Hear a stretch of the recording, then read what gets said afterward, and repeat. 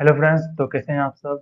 I hope आप सब ठीक होंगे, स्वस्थ होंगे। तो भारत के इतिहास का ये सेकंड लेक्चर होने वाला है। तो आज हम प्राचीन भारत के इतिहास, जैसे कि आपने पहले लेक्चर में देखा होगा कि हमने इतिहास को चार भागों में डिवाइड किया था, और चार भागों में डिवाइड करने के बाद जो प्राचीन भारत का इतिहास था, तो आज हम प्राचीन भारत के इतिहास को ही समझने की कोशिश करेंगे, है ना। तो प्राचीन भारत के इतिहास को समझने के लिए हम इसको फर्दर तीन भागों में क्लासिफाई करेंगे। तो कौन कौन से हैं? पहला है प्रागैतिहासिक काल, दूसरा है आद्य ऐतिहासिक काल, और तीसरा है ऐतिहासिक काल, है ना। देखिए, प्रागैतिहासिक काल, आद्य ऐतिहासिक काल और ऐतिहासिक काल में मेन डिफरेंस क्या चीज है। देखिए, इतिहास के बारे में हमें जानकारी मुख्यतः दो चीजों से मिलती है। एक लिखित साक्ष्यों से, और दूसरा है कि कोई चीज पुराने जमाने में किसी मनुष्य मतलब मनुष्यों के द्वारा बनाया गया, और उन चीजों के बिहाफ पर हम जानकारी निकालते हैं कि उस समय, उस काल में कैसा कैसा दौर रहा होगा, कैसे लोग लोग रहे होंगे, कैसे उनका रहन सहन रहा होगा, उन सभी के बारे में हम जानकारी इकट्ठा करते हैं। तो प्रागैतिहासिक काल वह समय था जिस समय लिखावट का मतलब लिपि का शुरुआत नहीं हुआ था, यानी कोई किसी तरह का लिपि नहीं था। तो उस जमाने की जानकारी हमें मुख्यतः जो मनुष्य के द्वारा यूज किए जाने वाले सामानों के जरिए हमें उस काल के बारे में जानकारी मिलती है। तो उन सामानों में क्या था, जैसे हमने देखा था पाषाण काल। तो पाषाण काल में हम क्या देखते हैं कि जो मनुष्य हैं वो पत्थरों के औजारों का यूज करते हैं। तो उन औजारों के जरिए हम पता लगाते हैं कि वो मनुष्य कैसे, मतलब उनका खान पान क्या था, वे कैसे रहते थे, उनका घुमंतु थे कि स्थायी थे, एक जगह रहते थे कि इधर उधर घूमते रहते थे, उन सभी के बारे में हमें जानकारी मिलती है। ठीक है ना। तो प्रागैतिहासिक काल वह काल है जिसमें जिसका कोई लिखित साक्ष्य नहीं है, बल्कि वह मनुष्यों के द्वारा उपयोग किए जाने वाले वस्तुओं के बिहाफ पर हम जानकारी इकट्ठा करते हैं ना। तो यह है प्रागैतिहासिक काल। दूसरा आता है आद्य ऐतिहासिक काल। आद्य ऐतिहासिक काल क्या है?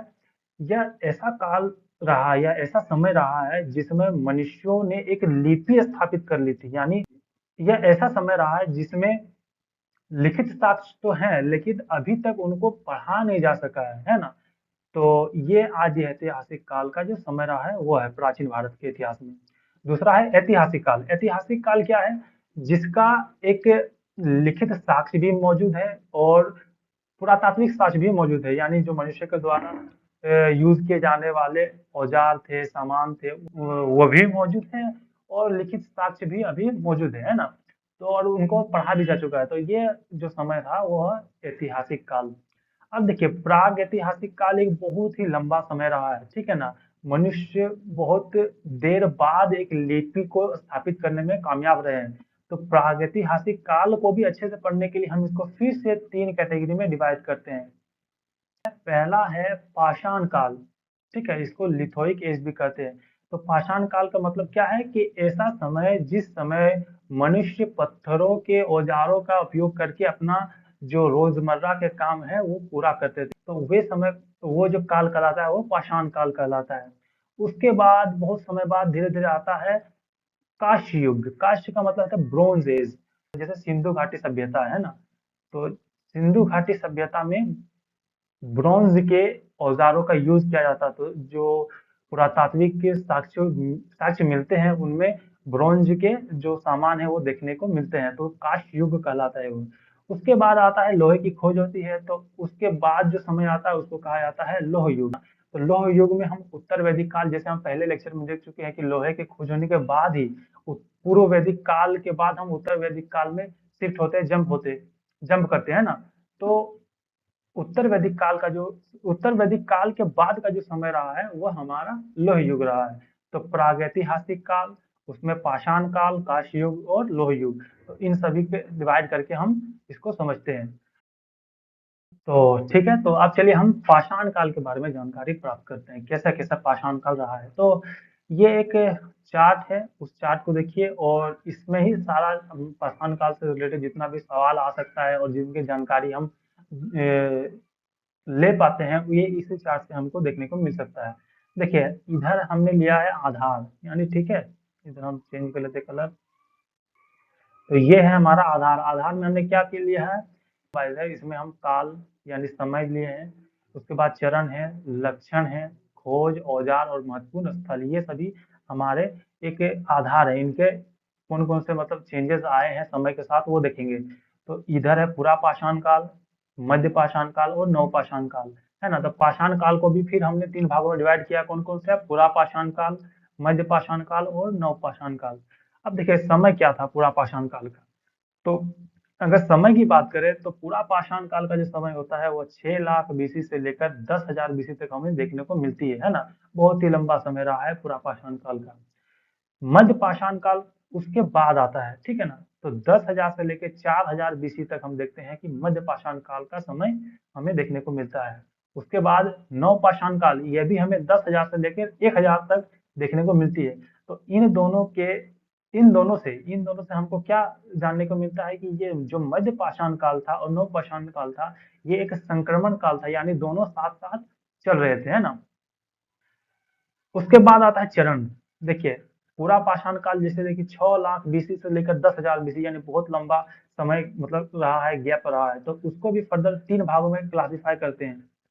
तो कौन कौन से हैं, सबसे पहला है पूर्व पुरा पाषाण काल, यानी सबसे जो पुरा पाषाण काल का जो प्रारंभिक दौर था उसको कहा जाता था पूर्व पुरा पाषाण काल। उसके बाद आता है मध्य पुरा पाषाण काल, ठीक है। और लास्ट में आता है उत्तर पुरा पाषाण काल। अब देखिए इसका उत्तर पुरा पाषाण काल का एक खासियत रहा है, इसमें क्या रहा है कि इसमें जो है होमोसेपियंस की शुरुआत होती है। भारत में होमोसेपियंस का जो शुरुआत है इस उत्तर पुरा का पाषाण काल में हमें देखने को मिलता है ना।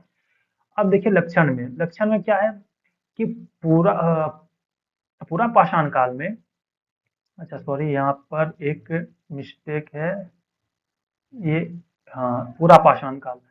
तो जो पूरा पाषाण काल है उसमें शिकारी देखने को मिलते हैं, मतलब मनुष्य जो है वो शिकार पर आश्रित रहते हैं। शिकार करते थे अपने भोजन के लिए और शिकार करके उनको अपने भोजन आहार सामग्री में शामिल किया जाता था, ठीक है ना। शिकार के जरिए ही मतलब मनुष्य उस समय जिंदा रहते थे।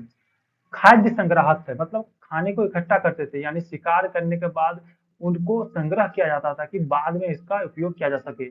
उसके बाद कृषि पशुपालन नहीं किया जाता था, है ना।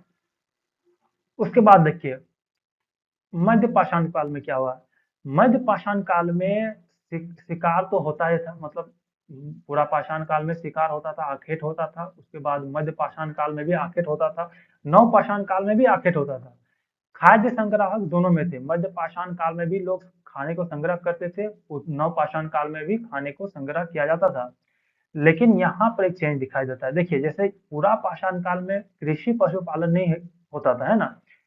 लेकिन मध्य पाषाण काल आते आते पशुपालन की शुरुआत हमें देखने को मिलती है, ठीक है। तो यहाँ पर हमें पशुपालन देखने को मिलता है नवपाषाण काल में। और उसके बाद जो है जब मध्य पाषाण काल में पशुपालन की शुरुआत हमें देखने को मिलती है। और मध्य पाषाण काल के बाद जब नव पाषाण काल का समय आता है तो उस समय कृषि का भी जो है प्रारंभ हो जाता है, ठीक है ना। तो उस समय तक कृषि का भी प्रारंभ हो जाता है ना। उसके बाद क्या, खोज के बारे में थोड़ा सा चर्चा कर लेते हैं, खोज के बारे में।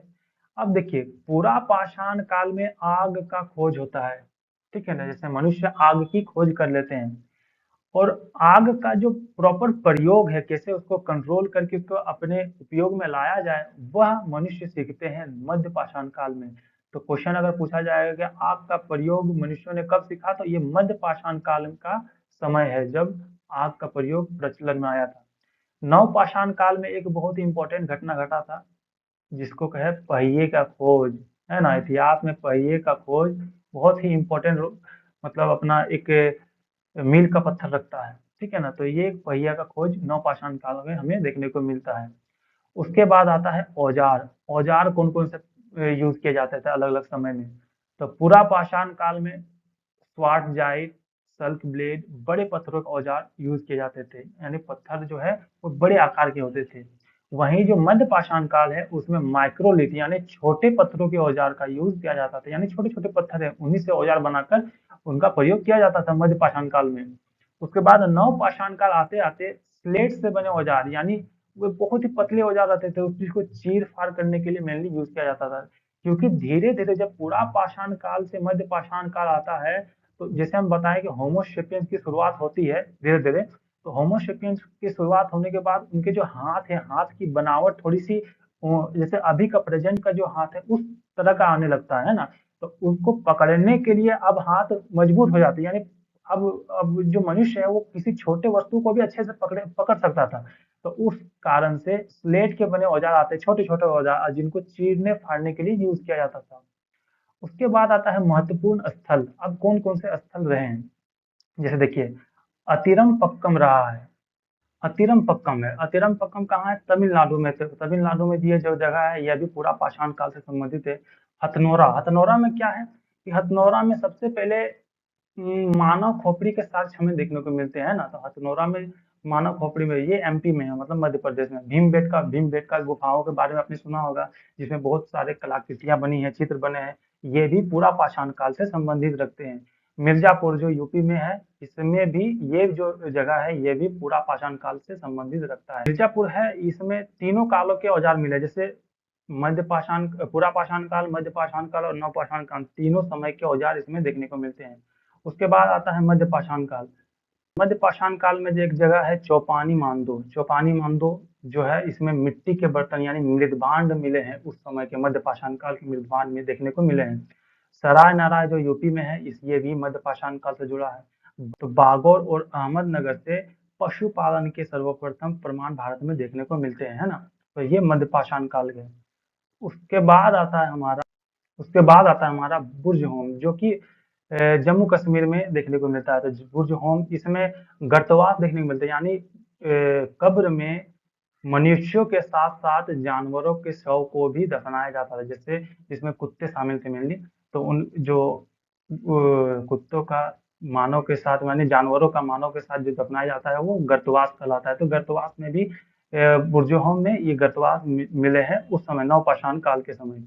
गुफा कराल हो गया, ये भी नवपाषाण काल से संबंधित है। चिरांद हो गया, कोल्टिवा, इसमें इस कोल्टिवा जो है, इसमें चावल के सबसे पहले प्रमाण देखने को मिलते हैं कोल्टिवा में। तो इस चार्ट को आप बढ़िया से देख लीजिएगा, और तो अगले वीडियो में हम इससे रिलेटेड जितने भी क्वेश्चन हो सकते हैं उनको देखेंगे, और उसके बाद हम फिर फर्दर आगे अपने चैप्टर्स की ओर आगे बढ़ेंगे।